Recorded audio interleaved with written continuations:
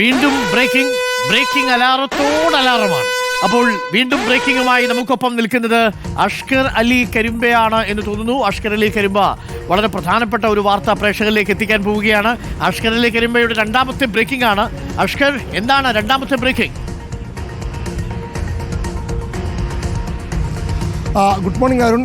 ഇന്നലെ നമ്മളൊരു വാർത്ത പുറത്തുവിട്ടിരുന്നു. അത് ചെന്നിത്തലയുടെ പട്ടിക്കാട് ജാമ്യ നൂരിലേക്കുള്ള വരവായിരുന്നു. വി ഡി സതീഷിന് പകരം ഇത്തവണ രമേശ് ചെന്നിത്തല പട്ടിക്കാട് ജാമ്യ നൂര് സമ്മേളനത്തിലെത്തുന്നു. അതിൽ ലീഗ് നേതാക്കളുടെ താല്പര്യപ്രകാരമാണ് ചെന്നിത്തല ഇത്തരത്തിൽ സമസ്തയുടെ വേദിയിലേക്ക് എത്തുന്നു എന്നെല്ലാം നമ്മൾ റിപ്പോർട്ട് ചെയ്തിരുന്നു. പക്ഷേ ഇന്നിപ്പോൾ അതിന് തുടർ നീക്കം കൂടി ഉണ്ടായിരിക്കുന്നു. സമസ്തയുടെ കൂടുതൽ വേദികളിലേക്ക് ഇപ്പോൾ രമേശ് ചെന്നിത്തല എത്താൻ പോവുകയാണ്.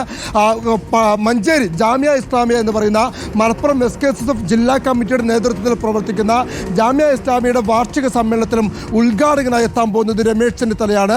35ാം വാർഷികം, അതാ ഒരു വർഷം നീണ്ടു നിൽക്കുന്ന ആഘോഷ പരിപാടികളാണ് ജാമ്യ ഇസ്ലാമിയ മഞ്ചേരിയിൽ വെച്ച് നടക്കുന്നത്.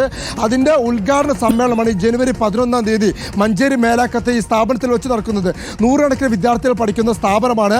ആ സ്ഥാപനത്തിൻ്റെ ഒരു വർഷം നീണ്ടു നിൽക്കുന്ന ഉദ്ഘാടന സമ്മേളനത്തിൻ്റെ മുഖ്യ അതിഥി എന്ന് പറയുന്നത് ഇപ്പോൾ രമേശ് ചെന്നിത്തലയാണ്.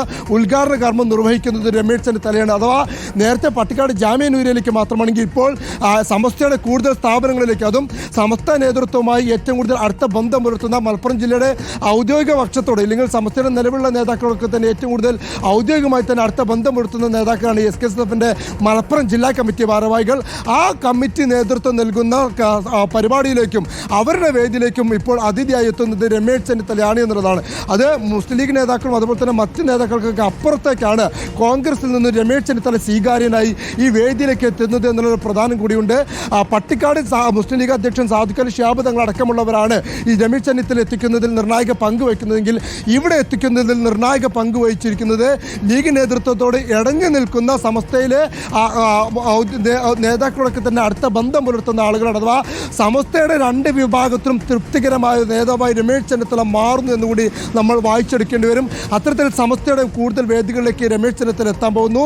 എന്തായാലും ജാമ്യ ഇസ്ലാമിയയുടെ 11-ാം തീയതി നടക്കുന്ന 35ാം വാർഷിക സമ്മേളനത്തിൻ്റെ ഔപചാരിക ഉദ്ഘാടനം കൂടി ഇനി നിർവഹിക്കുന്നത് രമേശ് ചെന്നിത്തലയാണ്. നേരത്തെയും പല കോൺഗ്രസ് നേതാക്കളും വന്നിട്ടുണ്ടെങ്കിലും കോൺഗ്രസിലെ നേതൃമാറ്റ ചർച്ചകൾ സജീവമായിരിക്കെ NSSന്റെയും SNDPയുടെയും വേദികൾക്ക് പിന്നാലെ പട്ടിക്കാട് ജാമ്യ നൂരിയയിലെ വേദിക്ക് പിന്നാലെ ഇപ്പോൾ ജാമ്യ ഇസ്ലാമിയയിലെ വേദിയിലേക്കും രമേശ് ചെന്നിത്തല എത്താൻ പോകുന്നു എന്നതാണ് ഏറ്റവും പ്രധാനപ്പെട്ട വാർത്ത. അരുൺ, ജാമ്യ നൂരിക്ക് ശേഷം ജാമ്യ ഇസ്ലാമിയ വേദിയിലും രമേശ് ചെന്നിത്തല എത്താൻ പോവുകയാണ്. രമേശ് ചെന്നിത്തല ഓടി നടന്ന ഉദ്ഘാടനമാണ് കേട്ടോ. അപ്പോൾ രമേശ് ചെന്നിത്തലയൊക്കെ ഡേറ്റ് ഒക്കെ വേണമെന്നുണ്ടെങ്കിൽ ഇനി പോയി ബുക്ക് ചെയ്യേണ്ട അവസ്ഥയിലേക്ക് എത്തും.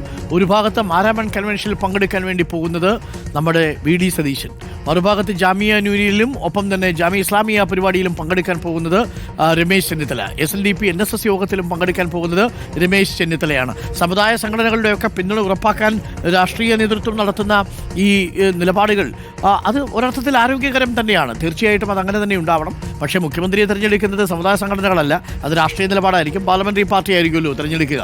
അതിൽ ഹൈക്കമാൻഡിൻ്റെ അന്തിമ വാക്കുണ്ടാവും എന്നുള്ളതാണ്. സമുദായ സംഘടനകളുടെയൊക്കെ പിന്തുണ ഉറപ്പാക്കുന്നത് നല്ലത്, പക്ഷേ അന്തിമ തീരുമാനം ഹൈക്കമാൻഡിൻ്റേതായിരിക്കും.